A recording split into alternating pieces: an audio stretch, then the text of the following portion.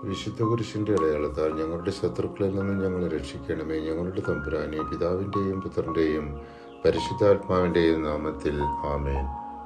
112 സങ്കീർത്തനം ദൈവഭയമുള്ളവന്റെ അനുഗ്രഹീതമായ ജീവിതത്തെക്കുറിച്ചുള്ള ഒരു സ്തുതിഗാനമാണ്. ദൈവത്തെ ഭയപ്പെടുന്നവനും അവന്റെ കൽപ്പനകളിൽ ആനന്ദിക്കുന്നവനും അനുഗ്രഹിക്കപ്പെടുന്നു. അദ്ദേഹത്തിന്റെ കുടുംബം, ധനം, നീതി, ദയ, കരുണ ഇതെല്ലാം ദൈവാനുഗ്രഹത്തിന്റെ അടയാളമാണ്.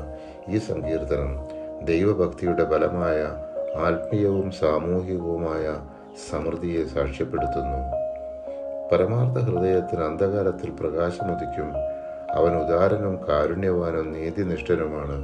സങ്കീർത്തനം 112 4 തിരുവചനം. 113 സങ്കീർത്തനം ദൈവത്തെ മഹത്വപ്പെടുത്തുന്ന ഒരു സ്തുതിഗീതമാണ്. ദൈവത്തിന്റെ മഹത്വം, അവന്റെ ദയയും താഴ്ന്നവരെ ഉയർത്തുന്ന കരുണയും ഈ സങ്കീർത്തനത്തിൽ പ്രതിപാദിക്കുന്നു. ദൈവം ആകാശത്തെക്കാളും ഉയർന്നവനാണ്. എന്നാൽ അവൻ താഴ്ന്നവരെയും ദാരിദ്ര്യത്തിൽ കഴിയുന്നവരെയും ശ്രദ്ധിക്കുന്നു, അവരെ മഹത്വത്തിലേക്ക് ഉയർത്തുന്നു.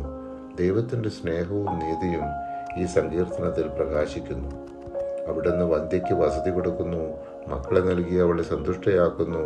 കർത്താവിനെ സ്തുതിക്കുവിൻ. 113 സങ്കീർത്തനം 9 തിരുവചനം.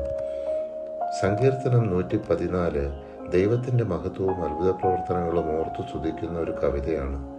ഈ സങ്കീർത്തനം ഇസ്രായേൽ ജനതയുടെ മിസ്രൈമിൽ നിന്നുള്ള മോചനം, ദൈവത്തിന്റെ സാന്നിധ്യത്തിൽ പ്രകൃതി വിറച്ചതും ദൈവം തന്റെ ജനത്തിനായി ചെയ്ത അത്ഭുതങ്ങളും പ്രതിപാദിക്കുന്നു.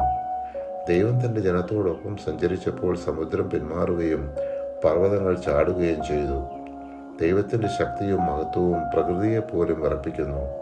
ഈ സങ്കീർത്തനം ദൈവത്തിന്റെ സാന്നിധ്യത്തിൽ ശക്തിയും അത്ഭുത പ്രവർത്തനങ്ങളും ഓർത്ത് സ്തുതിക്കാൻ നമ്മെ പ്രേരിപ്പിക്കുന്നു. ദൈവം നമ്മോടൊപ്പം സഞ്ചരിക്കുമ്പോൾ പ്രകൃതിയും വഴിമാറുന്നു, മരുഭൂമിയും ജലസ്രോതസ്സാകുന്നു. അതിനാൽ ഭയത്തോടെയല്ല, വിശ്വാസത്തോടെ ദൈവത്തെ സമീപിക്കണം. പരിശുദ്ധാത്മാവെ, തിരുവചനത്തിന്റെ അനന്തശക്തിയാൽ ആത്മാവിന്റെ ബലങ്ങളും ദാനങ്ങളും നൽകി തീക്ഷ്ണതയാൽ ഞങ്ങളെ ജ്വലിപ്പിക്കണമേ. ആമേൻ.